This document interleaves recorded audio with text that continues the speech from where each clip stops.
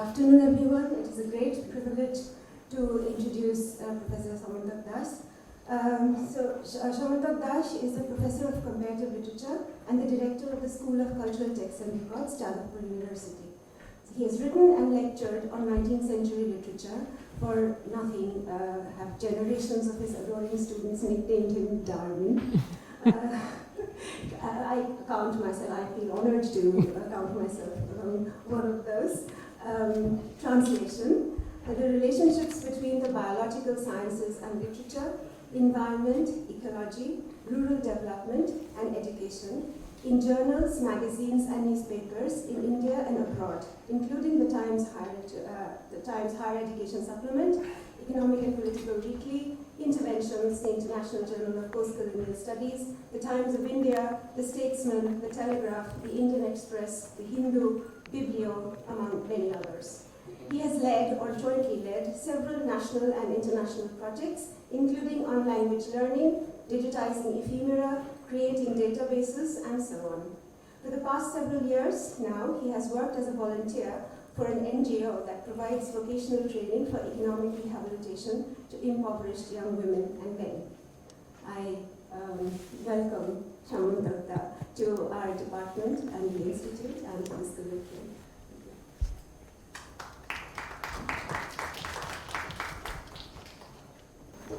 It is indeed an honor and a privilege to be here to talk at such an important colloquium, especially in these are what appear to be increasingly dark times. And I am grateful that I was able to listen to Professor Shugata a brilliant exposition on Gandhi, and also Professor Thakur, who spoke about his kind of ethical realism. What I would like to do today is talk about one specific area where we have, and I'm sort of giving away the punchline, where we have once again failed Gandhi, which is in his notion of Bunyadi Shiksha ya Nayi Talim, which is typically translated into English as basic education.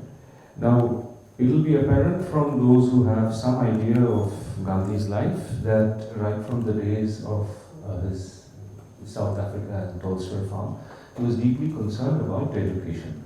What kind of education should be there, for whom, at what level, and so on and so forth. And what I will do is, my little presentation will be in three parts. The first is on Gandhi's own writings on education, not comprehensive, but in that very significant year, 1937, which is when the Wardha conference was held on the 21st and 22nd of October on education. The Congress adopts a policy, and for the next 31 years, that remains the official policy of the Government of India, and then it is abandoned in 1968.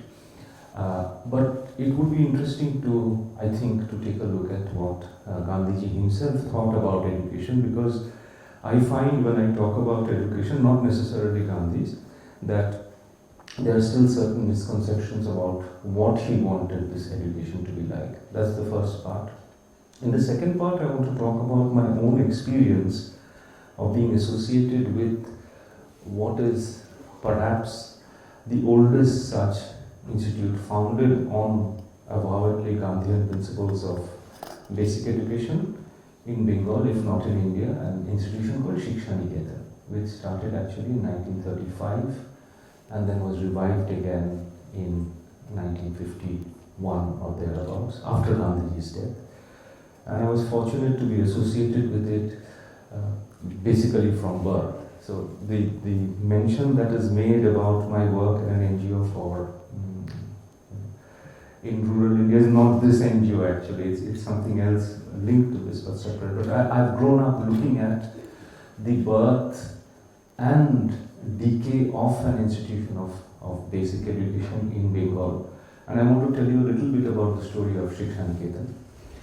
And the third part will be to ask if there are any lessons that we can draw about the present educational scenario in India, which, like many others at all levels, is beginning to look increasingly dismal. So without further ado, let me start off with what Gandhiji said about education at various places. I will skip the records of his having spoken of education as fundamentally tied up to another of his pet obsessions, if you like, which is total prohibition, but go on to talk about primary education. He actually begins to address the issue of primary education in a serious and sustained manner, not for villages but for education in Bombay, in the city of Bombay, because that's when he's first asked that, he talks about the villages earlier in kind of at various places, suggesting certain things which we'll come to later. But his first extended discussion is something that happens in Bombay, and he says that, and I quote, "I have no doubt in my mind that even in the city of Bombay, its children would only stand to gain by adopting a vocational basis for primary education. Children brought up in cities can learn poems by heart and recite them like parrots." This is reminiscent of Rabindranath's Todakaini. "They can dance, mimic and make gestures, beat the drum, march in a line, answer questions about history and geography, and will know a little arithmetic. But they will not be able to go beyond this. I forget one thing. They will surely be acquainted with a little English too. But if they are asked to repair a chair or mend a torn dress, they will not be able to do it. Such helpless children as our city-bred ones I have seen nowhere in my wanderings in South Africa and England. At present, all that these children can show at the end of their primary education course is not worth much and certainly not calculated to fit them for citizenship." So it becomes increasingly a word that he uses, citizenship, good citizens. Who are good citizens? What is citizenship? And then he will go on to talk about how he has no hesitation in recommending the adoption of a vocational basis for primary education. And then typically, like the good Gujarati Banya that he always was and remained throughout his life, in a sense, he actually does the math. He does the calculation and says, if we have so many children who are going to school and so on and so forth, that would require a sum of so many rupees, and then goes on. "I am a firm believer," he says, "in the principle of free and compulsory primary education for India. I also hold that we shall realize this, free and compulsory. We shall realize this only by teaching the children a useful vocation and utilizing it as a means of cultivating their mental, physical and spiritual faculties. Let no one consider these economic calculations in connection with education as sordid or out of place," because this is just, he's done the math before this. There is nothing essentially sordid about economic calculations. True economics never militates against the highest ethical standard. And then he will go on to talk about this and so on and so forth. And a little later, he says, he's still using the phrase primary education. And this is "Once we realize the necessity for reorientation of our educational policy, the means for giving effect to it will be found without much difficulty. I am sure that for a fraction of the time and expense incurred on the present educational system and the staff to man it, we could easily train all the manual instructors that we could require for our work. It ought to be possible for a committee of educational experts of Bombay, if they are in earnest, to draw up a scheme of primary education on the lines suggested by me and put it into operation without loss of time." A little later, he goes on to say, "What kinds of vocations are the fittest for being taught to children in urban schools?" This, as far as I know, and I may well be wrong, is something that has almost never been considered in all the writings I've read on Gandhian primary education. It focuses on the village, it focuses on the village school, but he had very clear ideas about what ought to be done in the cities of India as well. There is no hard and fast rule about it, but my reply is clear. I want to resuscitate the villages of India. Today our villages have become mere appendages to the cities. They exist, as it were, to be exploited by the latter and depend on the latter's sufferance. This is unnatural. It is only when the cities realize the duty of making an adequate return to the villages for the strength and sustenance which they derive from them, instead of selfishly exploiting them, that a healthy and moral relationship between the two will spring up. And if the city children are to play their part in this great and noble work of social reconstruction, the vocations through which they are to receive their education ought to be directly related to the requirements of the villages. So it is not merely an India of self-sufficient village republics that Gandhi is talking about. It is also an India where he takes the existence of cities as a given and says that education, which has to be free, compulsory, at least at the primary level, for city children should also be something that links them to the village. And those of us who have been educated in cities know exactly how far we have traveled from this vision, where I was, for my sins, or whatever, my good deeds, I worked for 14 years in Rabindranath's Vishwabharati, Shantiniketan, Vishwabharati. And I was surprised to discover that even there, a large number of the students had never actually been to the villages which were literally cycling or walking distance away. So Shantiniketan, a large part, not all of it, but a large part of Shantiniketan is like a little outbudding of Kolkata, like Salt Lake Sector 8 or 9 or 10. So this is what Gandhiji is saying. So far as I can see, the various processes of cotton manufacture, from ginning and cleaning of cotton to the spinning of yarn, answer this test as nothing else does. Even today, cotton is grown in the villages and is ginned and spun and converted into cloth in the cities. But the chain of processes which cotton undergoes in the mills from the beginning to the end constitutes a huge tragedy of waste in men, materials, and mechanical power. My plan to impart primary education through the medium of village handicrafts like spinning and carding, etc., is thus conceived as the spearhead of a silent social revolution fraught with the most far-reaching consequence.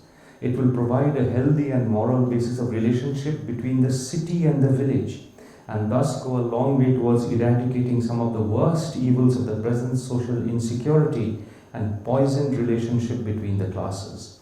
It will check the progressive decay of our villages and lay the foundation of a juster social order in which there is no unnatural division between the haves and have-nots, within quotes, in Gandhi's own writing.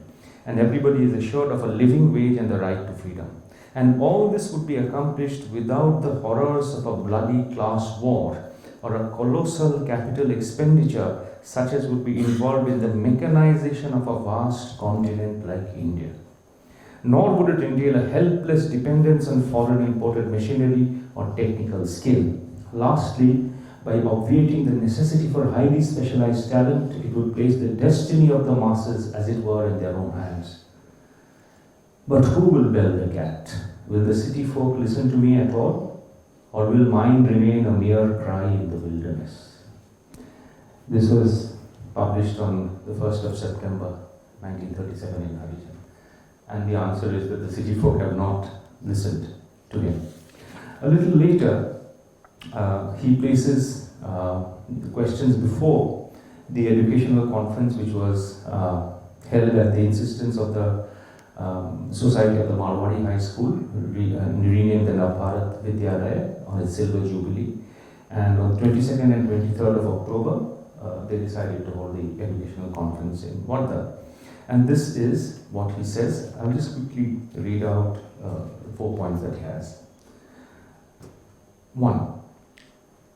The propositions I shall submit to the conference for consideration will be, so far as they occur to me at present, as follows. He says, and then he says, 1. The present system of education does not meet the requirements of the country in any shape or form.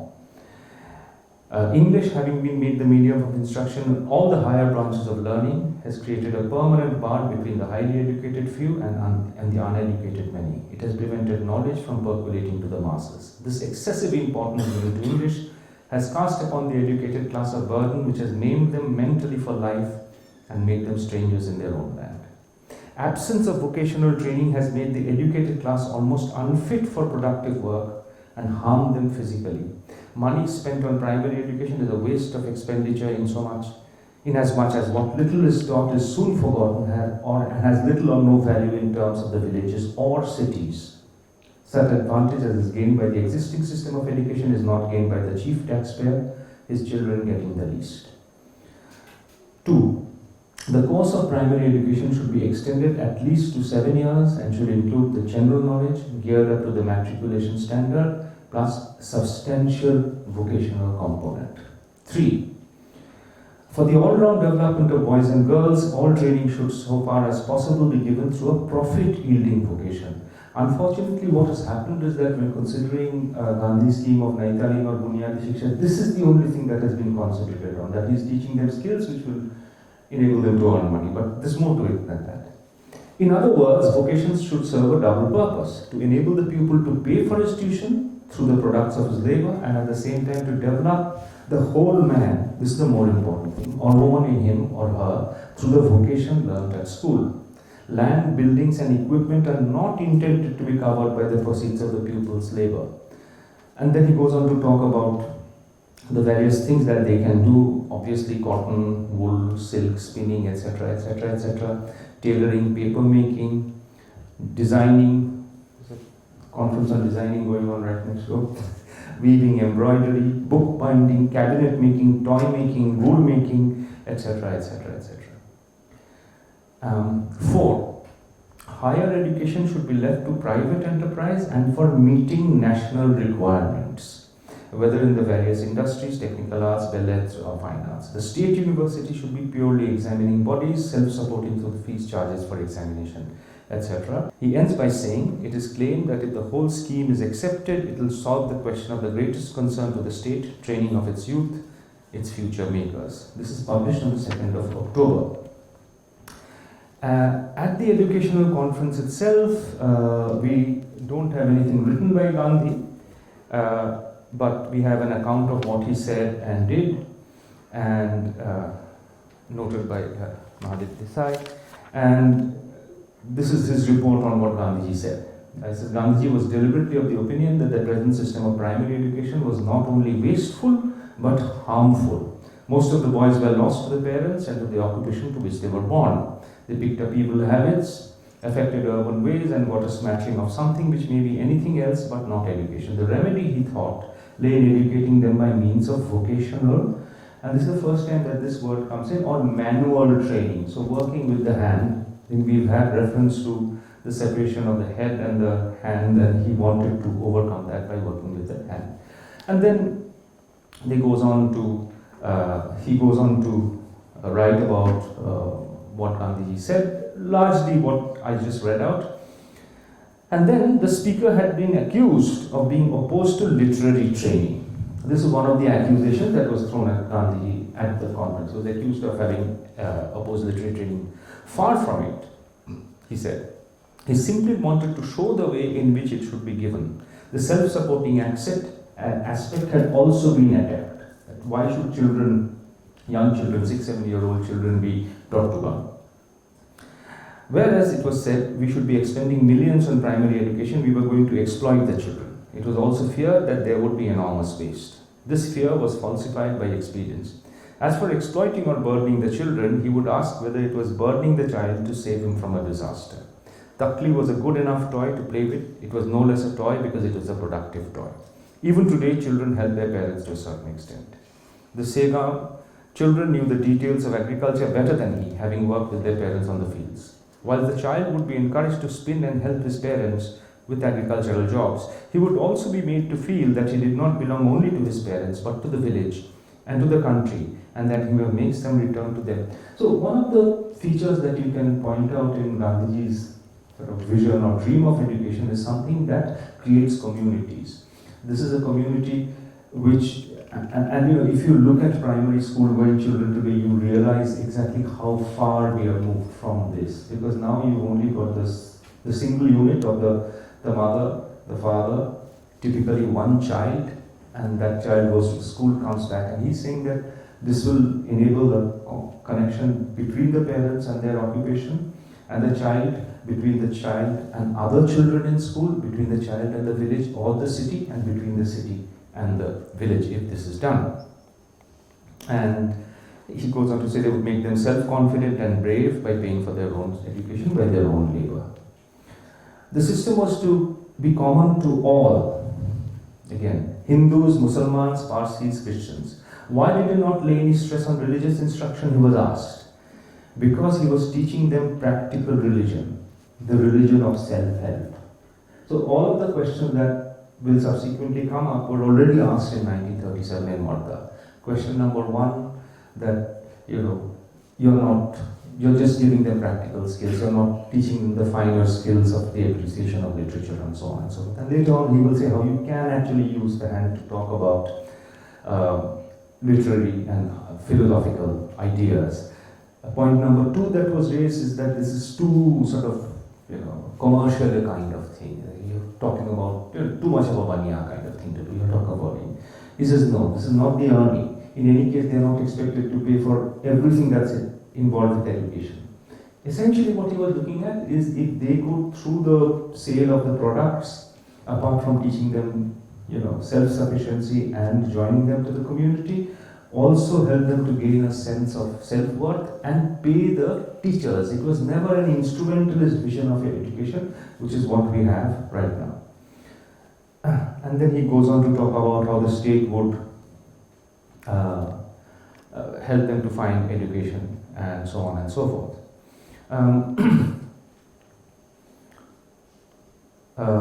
College education, he says, was largely an urban proposition. He would not say that it was an unmitigated failure as primary education was, but the results were fairly disappointing. Why should any one of the graduates have to be unemployed?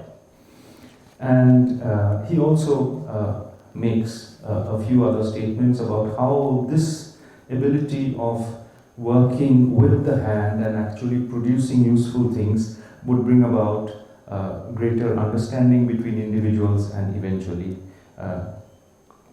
communities, including religious communities and so on. I skip his second speech there and go to his final speech. Gandhiji, in winding up the proceedings, said he was grateful to all for having come and cooperated with him. He would look forward to further cooperation as the conference was, but the first of the many they would have to have. Malaviyaji had sent to him a warning telegram, but he could not put him at ease by saying that there was nothing final about the conference, as it was a conference of seekers and everyone was invited to offer suggestions and criticisms. He had never had the idea of carrying through anything by storm. The ideas of national education and prohibition was as old as non-cooperation, but the thing in its present shape came to him under the changed circumstances of the country. And Gandhiji placed before the conference the resolutions prepared by the committee for discussion, and the following resolutions were passed. These are important resolutions. Number one, that in the opinion of this conference, free and compulsory education be provided for 7 years on a nationwide scale. Number two, that the medium of instruction be the mother tongue. Number three, that the conference endorses the proposal made by Mahatma Gandhi that the process of education throughout this period should center around some form of manual and productive work, and that all the other abilities to be developed or training to be given should, as far as possible, be integrally related to the central handicraft chosen with due regard to the environment of the child. 4. That the conference expects that the system of education will be gradually able to cover the remuneration of the teachers. So this was the sort of concession, will be gradually able to cover the remuneration of the teachers until such time that it is able to do so. He will, the state will, I think, broadly take care of it. Next year, sometime early in January, he's in a discussion with educationists in Bombay, he said, "I'm grateful that so many educationists have blessed the scheme." This is the scheme which by then was called the Nai Talim or Bunyadi Shiksha. There have been critics also, but when I launched this scheme, I did not know that it would appeal to anyone beyond the circle of my co-workers. When I consider the masses of India and the masses situated as they are, I could not think of any other type of education. With them, work must precede anything else. And the concern of the educationist is to make that work educative. Let every child feel that he creates something for use and also expands his mind and heart therethrough. And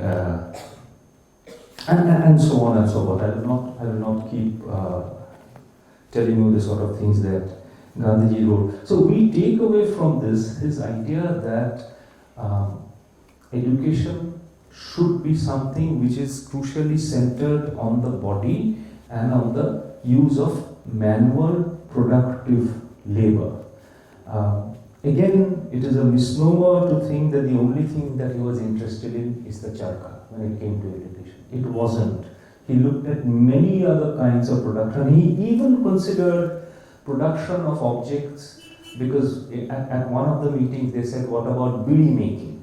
And so Gandhiji said that you could not do because that creates something which is harmful. Tobacco is something that is harmful, so there will not be bidi making. But the children of bidi makers can then use their particular skills in woodworking or making things with leaves, making plates with sal leaves and so on and so forth. So the broad range of activities centered around the location of the child, the children, and involving substantial amount of physical work every day. This was adopted in 1937, as I said, at Wardha, and then for many years this was essentially the basic education that was spoken of. I'm sure there are many here who have been to or have been associated with basic education schools. The second part is I'll talk about this place in Bardhaman, the district of Bardhaman, about 17 kilometers south of the town of Bardhaman, a place called Koranabokram, where in 1935 three friends, Vijay Kumar Bhattacharya, Jyotish Chandra Rai and Upendranath Das, who had been armed revolutionaries before, they came into contact with Gandhiji in 1935, and Gandhiji asked them, well, once you have freed India from British yoke, what are you going to do? Have you thought about the future? And they said, yes, sort of, kind of. All three were from privileged indeed landowning families. And so Gandhiji said, they asked him, they said, Mahatmaji, what should we do? And he answered in one word, Shiksha. Concentrate on education. So they opened a primary school called Vidyalaya in this place, which was at that time called Nabokram, new village. It would later be renamed Kala Nabokram, bizarre name. Anyway, and then with the anti-war and quit India movements of the 40s, all three of them were in jail. They come out after, around the time of independence, and get their lives back in order, and go back to Vidyalaya, find that the name of the village has changed, and start Shiksha Niketan. So how did Shiksha Niketan start? It started out as a primary school. And then what happened was very interesting. Now, my earliest memories of Shiksha Niketan go back to the very late 60s or early 70s, when I was a child. And it was already in decline then. And I used to ask Vijay Bhattacharya, who I called Dadu. He was a very close associate of my maternal grandfather, so that's why. I said, what happened? And they said that everything evolved organically. They started with a primary school, and then there was, I suppose we would say, a forward and backward integration. One of the things that they realized is that not 100% of the village children were coming to school, because some of them had to go to help their parents in the fields. Others were taken by their parents to the fields when they were babies because there was nobody else at home to look after them. So the school, the backward integration happened, and you actually had a creche where, I used to find it very funny because they just say, Shunno theke 3 bochor. So from 0 to 3 years. So that was where the students of the creche would be. And then of course the question arose that after you're done your junior basic and your senior basic, what do you do? So then they opened a technical school. So when I started going to Shiksha Niketan, the first few times I went, I was a baby, but when I was old enough to walk around and then cycle around, I found this incredible place where you had a primary, basic school, you had a junior basic, you had a senior basic, you had a technical school, you had a creche, and you also had, because other social issues were being addressed at that point, you had separate hostels. They were at that time called Harijan hostels for scheduled caste and scheduled tribe students, and you eventually also had short stay homes for women. I still go to Shikhatikatan pretty regularly. In fact, some of our students will be going there this weekend. But already by then, I realized that something had gone wrong. And what had gone wrong is the publication of the National Policy on Education in 1968. Because in 1968, the government of India started out, the National Policy on Education, the NPE as it's called, started out by paying tribute to Gandhiji's vision of Nai Talim or Bunyadi Shiksha. Gandhiji, who formulated the scheme of basic education seeking to harmonize intellectual and manual work, was praised, but it went on to say that the NPE, that a radical reconstruction of education is essential for the economic and cultural development of the country, for national integration, and for realizing the ideal of a socialistic pattern of society. But after saying all of these things, instead of further strengthening basic education, seeing how this could be integrated, there was also a teachers training institute at Shikhaniketan. Anyway, after saying all of these things, they said, the NPE said, the ultimate objective should be to adopt the 10 plus 2 plus 3 pattern. And this basically effectively spelled the death knell of Gandhian basic education. All over India, junior basic schools were turned into primary schools, and senior basic schools were converted to junior high schools up to class 8. And then junior high schools up to class 10. And after that, they were expected to go to the intermediate stage, which was sometimes called junior college, sometimes called plus 2, and so on and so forth, and then go on to college. Now, this had severe consequences for the few Gandhian basic education institutes in India, which were not directly funded by the central government, and Shikhaniketan was no exception. So basically what happened is that there was a kind of split within Shikhaniketan, because the people before that who had worked there from 51 to 68 for 70 years had received their salaries from the government. They were registered as a trust, and the produce that was made. So I learned how to spin, not on the big charka, but on the portable charkas that you had, the wooden things at Shikhaniketan. And I still have things a bit like this, which were made by my friends there, and so on. But all of that disappeared. What the government did at that time, the Congress government of Bengal did, is they offered jobs to those who were working in Shikhaniketan to regular primary schools that they started. So the junior basic was converted into a primary school, and they became government employees of that primary school. The senior basic became the government high school, middle and high school, so up to class 10. And much later, about 20 years later, some of us thought that despite all of this, there were still a lot of young people in the village who were not going to school. So we restarted a junior basic school, which is now only up to basically class 4. Because after that they go to the government school. And that's still there, and it's run by voluntary donations from a group of us. And it is something that is sort of limping along and acts as a sort of feeder to the government schools which are there. The technical school was shut down for a very long time, but in 2003 or 4, by when a lot of us had sort of grown up and were in some position of influence, it was turned into an ITI.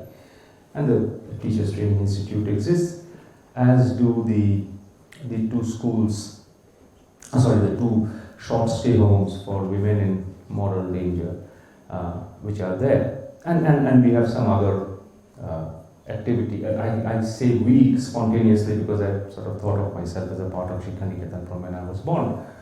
Now, was therefore Shiksha Niketan a failure? Was Gandhian basic education a failure? Yes and no. I think it's an enormous pity, and that is what I'll come to in the last part of my little presentation. Yeah, I'll in 5 minutes. Okay, 5 minutes. 5 minutes is good enough. Yeah. 5 minutes is good enough.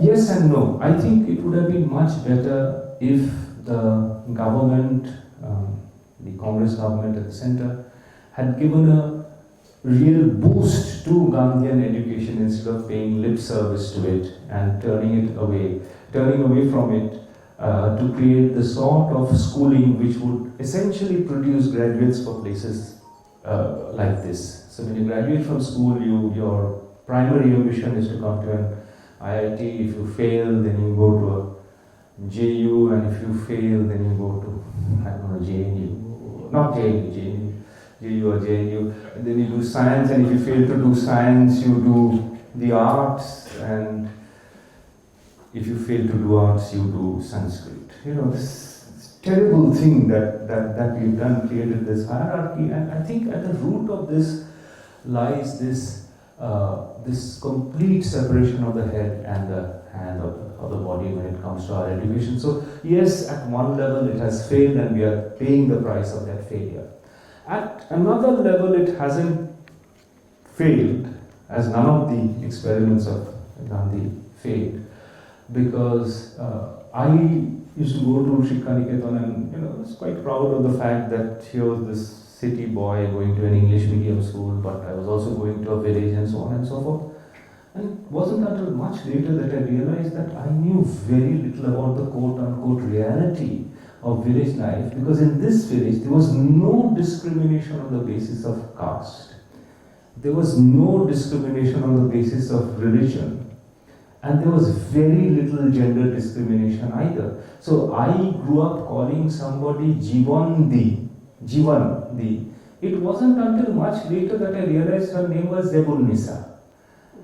There was no separation. One of my, I call them mamas, was a person, and I'm still close to them, was a person with the surname Bishash. And it wasn't until much later that I realized that he belonged to the scheduled castes. Another of my quote-unquote mamas, all my mamas are not more than 5 to 10 years older than me, right? But I call them mama because they used to call my mother Didi, is Bhola Mama. Bhola is, Mama's full name is Bhola Soren, so he's a scheduled tribe person of the Santal community. But we sat down together, we cooked together, we did these things together. So this was this little paradise of a village, and I mourn it because there should have been many more such Corona programs and Shiksha Niketans. To sum up very quickly, I shall not read the prepared things that I have brought with me, is that I think now what has happened in India when it comes to education at all levels is something very strange. Even if we for a moment abandon the Gandhian vision, I think increasingly what we are seeing is a greater centralization of the entire educational process. So that funds which are effectively decreasing every year are now given by one central authority. There is talk of dismantling the UGC, and a place like Jadavpur or JNU or AMU, we are competing to get funds from this thing called the RUSA, the Rashtriya Uchchatara Shiksha Abhiyan. And in order to get the funds, we have to do things like participate in surveys, like the NIRF, which I think is a hideous thing, the National Institution Ranking Framework, and your Vice Chancellor, your Director, pardon me, mentioned your ranking in the Swachh Bharat Abhiyan and your ranking in the QS and Times Higher Education and so on and so forth. What has happened? I know what I'm talking about because apart from being director of the School of Cultural Texts and Records, I'm also director of Jadavpur University's Internal Quality Assurance Cell, the fearful IQAC. I know that we lie all the time. We lie all the time. So here you've got this situation. I'm sure your institute lies. This is being recorded, played to them.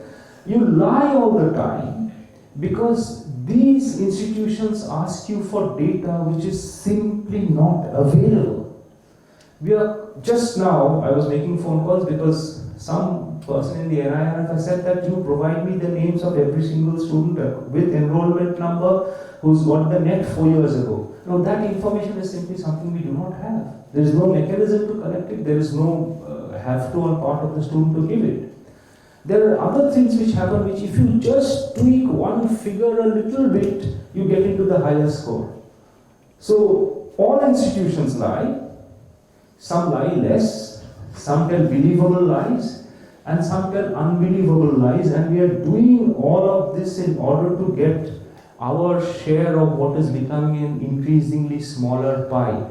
This total move towards a centralized control kind of educational system is something which I oppose as an individual because I have had the very great fortune of having seen Gandhian decentralized education in action.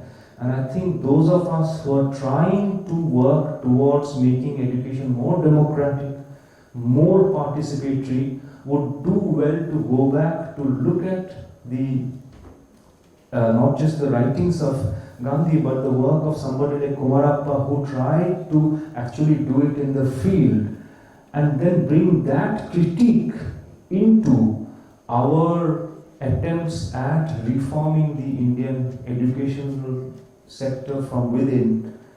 And I wanted to end with a little reading, but I won't, because I wanted to end by saying that that is the only way in which we will realize what another great thinker, not as well known as Gandhiji, not as political perhaps as Gandhiji, the philosopher Krishna Chandra Bhattacharya, K.C. Bhattacharya, what he had called Swaraj in ideas. That Swaraj in ideas, when it comes to education, will be possible if we go back to Gandhiji and we use his insights into the nature of human beings, into the nature of individuals, children, the city and the village, to try and think of a paradigm which is not this awful, monstrous, centralizing tendency which seems to have paralyzed the Indian higher education sector.